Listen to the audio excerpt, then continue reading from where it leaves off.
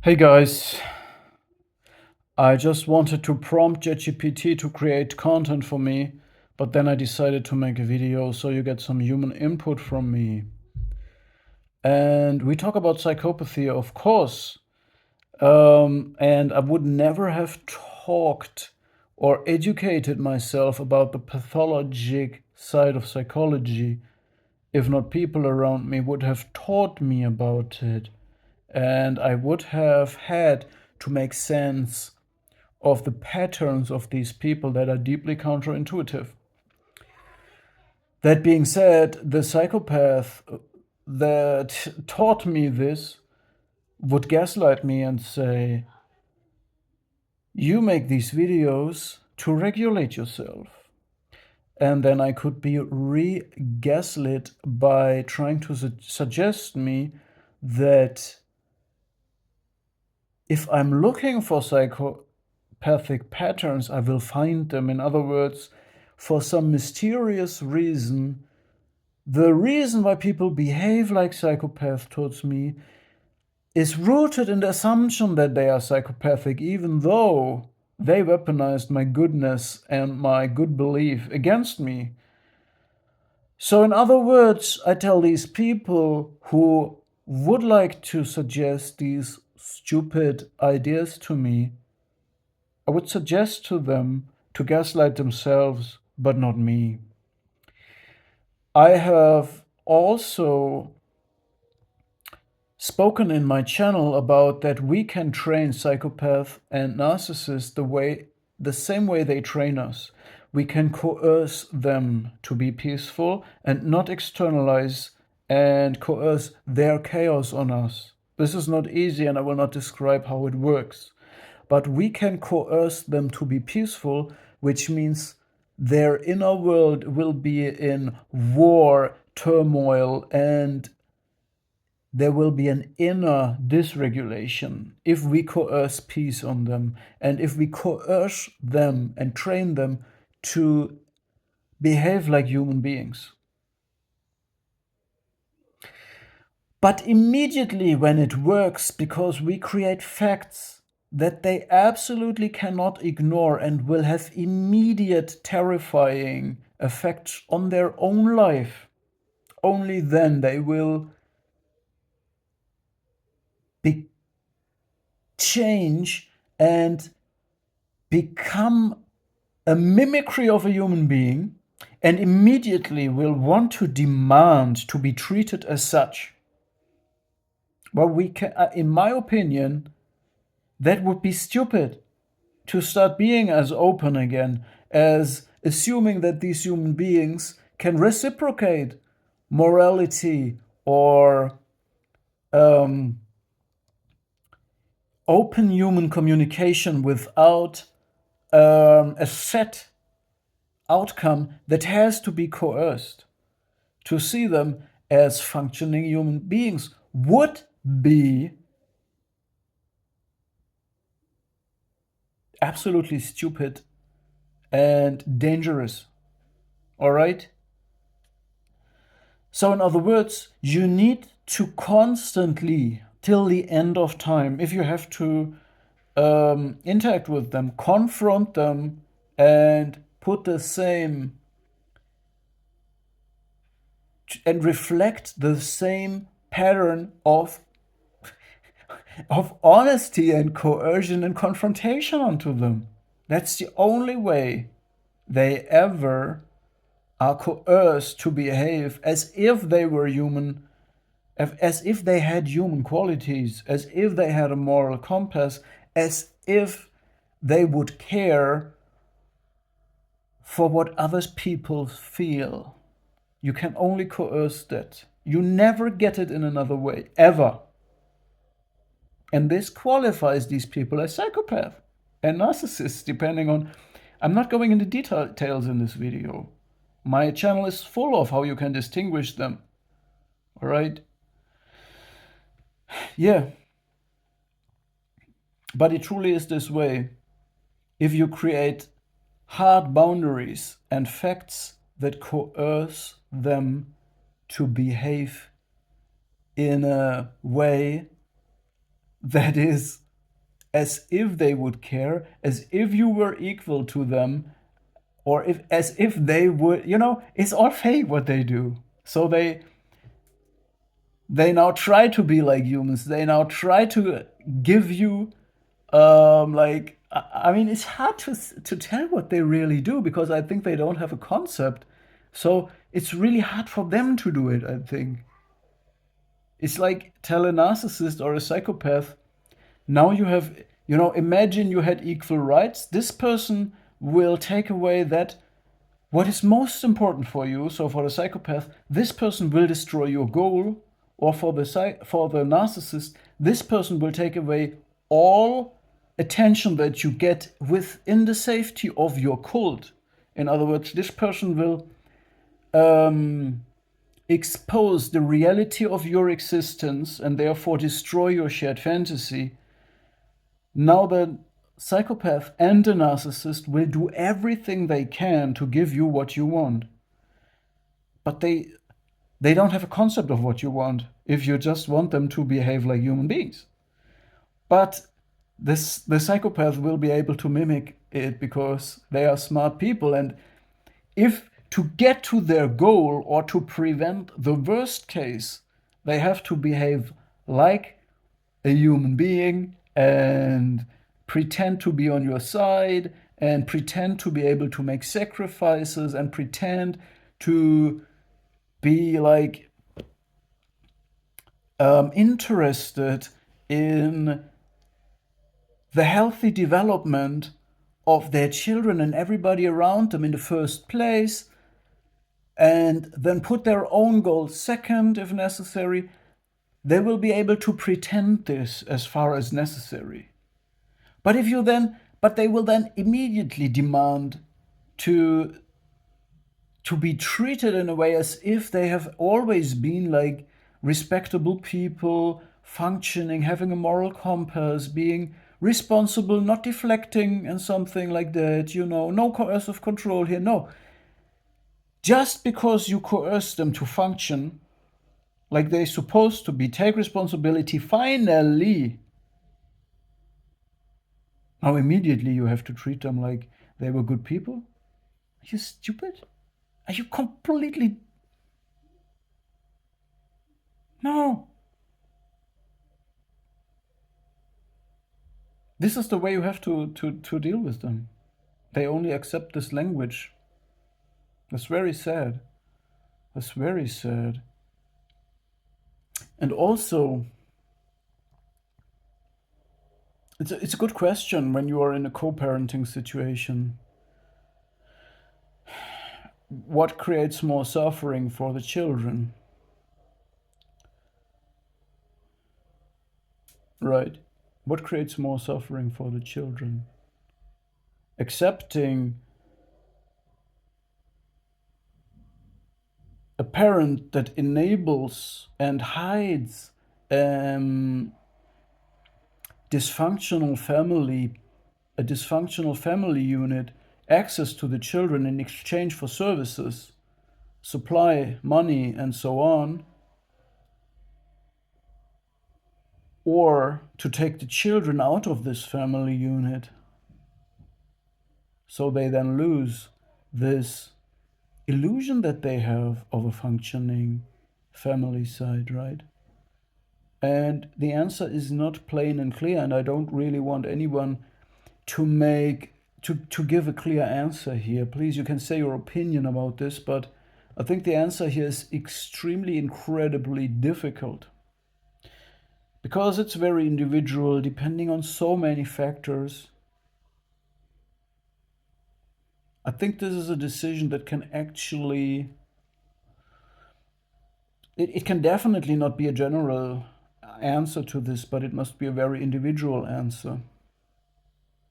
It depends on the dysfunction, the amount of disbalance.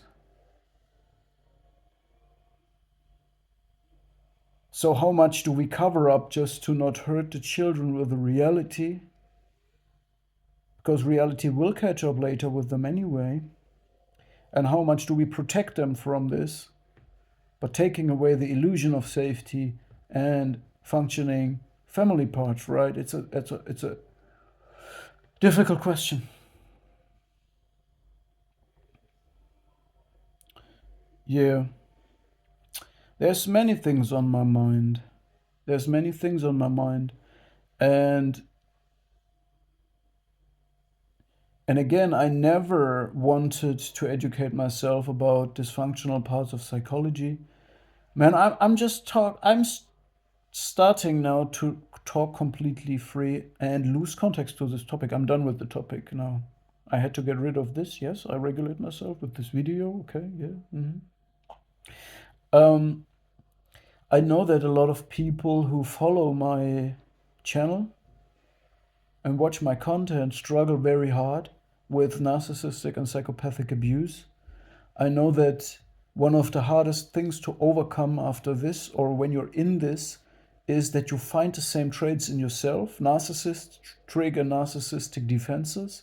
Psychopath gaslight you into deconstructing your resilience and dysregulate you because they need your weakness to leverage their strength, their power more effectively, even though their power is the absence of human traits. Of course, it's callousness, it's cruelty, it's calculation, and it's goal oriented. It has nothing to do with you as a human being, but they need you to be weak and dysregulated so they can be successful.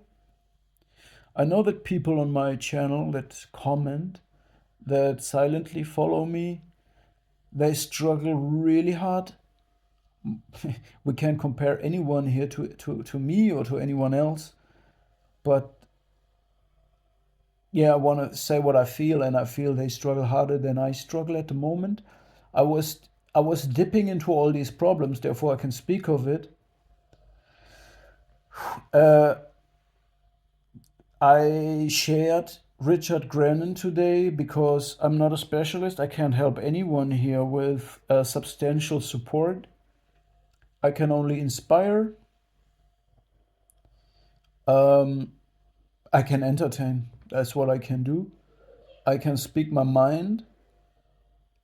And I also found out how we're circling in something like I don't, I said that we have to overcome the victimization and the victim stance. We're not victims, right? We're survivors, everybody knows this. And but we also have to understand that we were victimized, and it's like, yeah, it's like a circling when we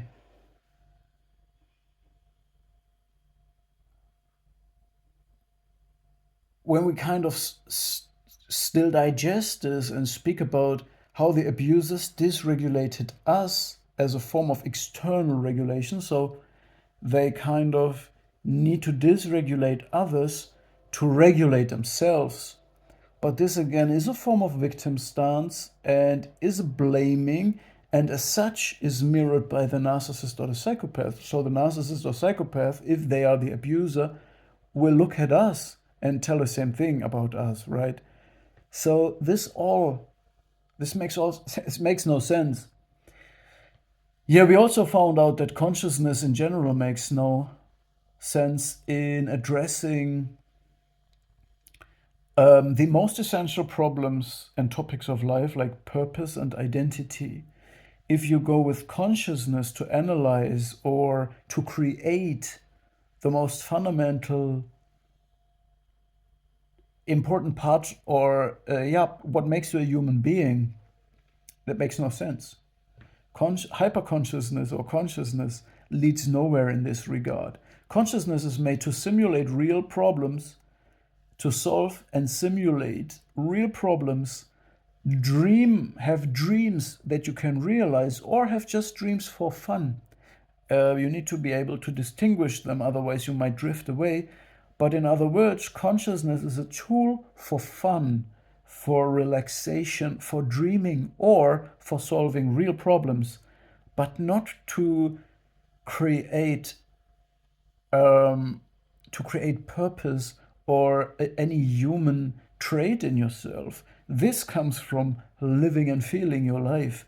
And a conscious state actually hinders you from living or feeling life, because this is what the Fyodor Dostoevsky's underground man is doing. He's constantly ruminating and shifting narratives around his drives and desires and problems and strengths and weaknesses and grandiosity, and going back and forth, just everything happening in the mind, justifying, shaming, it's just going nowhere, right?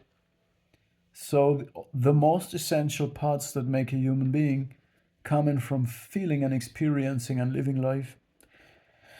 So consciousness brings us nowhere in this regard. That being said, these are all difficult topics. I know that I'm aware of this, and I'm very tired. Therefore, I wanted to just kind of prompt ChatGPT, but I thought no, now I make a video.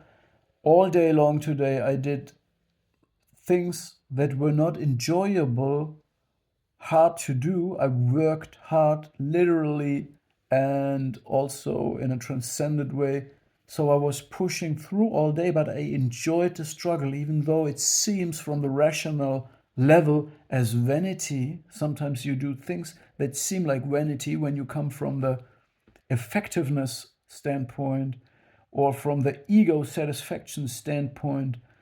But on the other hand, you do something that is necessary, but you wish that now your efforts soon will bear fruit and work out for you. And you don't want to, because communicating with a narcissist or psychopath is vanity, period. It's vanity, period. It goes nowhere, right?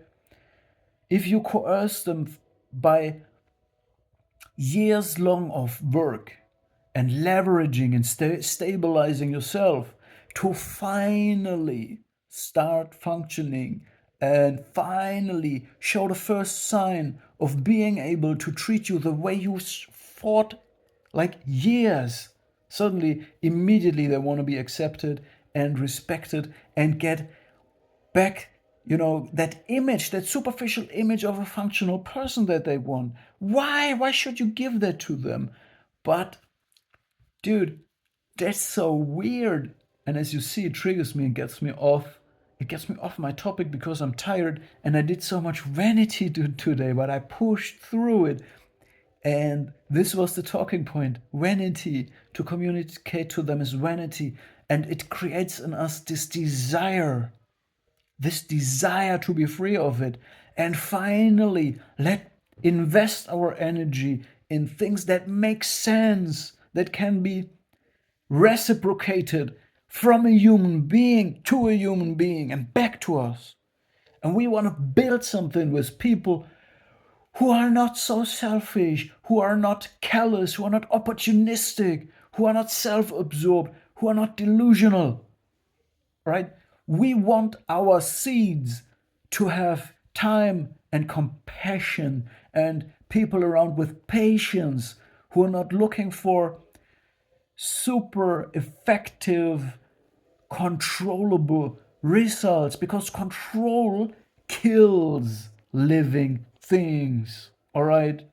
If you all the time, if a woman is pregnant and you always take a needle to check what kind of child is it going to be, how will it look like, how is it going, it will die. You take your patience, you have blind faith, blind love, blind trust. It's not about consciousness, it's not about knowing, it's not about controlling, it's about blind faith. All right? And it's about that nobody else is there in this private sphere of this life that is evolving and developing your seeds, your fruits. They're what you create. There is no vanity. There is no people who take it away from you. You want finally your effort to be able to bear fruit, and you want nobody to spoil it. And If you coerce someone who spoils everything, and you coerce them to behave as if they were real. Now they want to be real and have all the influence again? Hell no, bro. Does that make sense? Does it make any sense? To finally, I think it leads us somewhere to have this clarity, this self agency, this self responsibility. Yes, you might have to go a long way. Yes, you might have to discipline yourself. Yes, they will use anything against you. Yes, you might have to cut away your dreadlocks. You might have to go on full monk mode, celibacy, no drinking, no smoking, nothing for life. So when you see police driving around, you say to them, hey, what's going on? You have any problem? You can check anything. You can come, you can take my blood. You vampires can take my blood. But I will take your soul for that, all right? I take your soul for that. No problem. You can take my blood and check it out. We can go do any scan you want. We can go to any diagnosis. You cannot find anything that speaks against me. Here I am. Here I am. That's me. Boom. And I do not like this lifestyle. But you coerced me to function. Now I coerce you to function. Right? So does that make any sense? And you now want to. All you want is to live peaceful. All you want is your effort to bear fruit and not be harvested.